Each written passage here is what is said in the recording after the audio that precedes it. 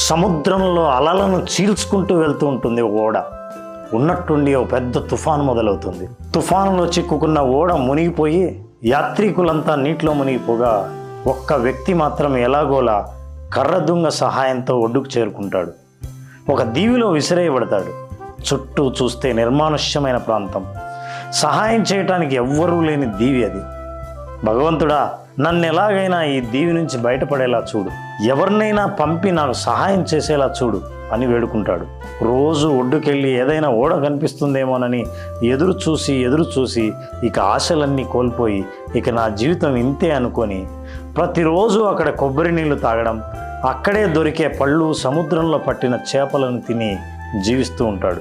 ఓ రోజు అడవిలోంచి తిరిగి రాగానే తను కట్టుకున్న చిన్న పూరి గుడిసె అగ్నికి ఆహుతవ్వడం చూసి, దేవుడా, నేనేం తప్పు చేశాను, నువ్వు సహాయం చేయకపోగా నా ఇల్లు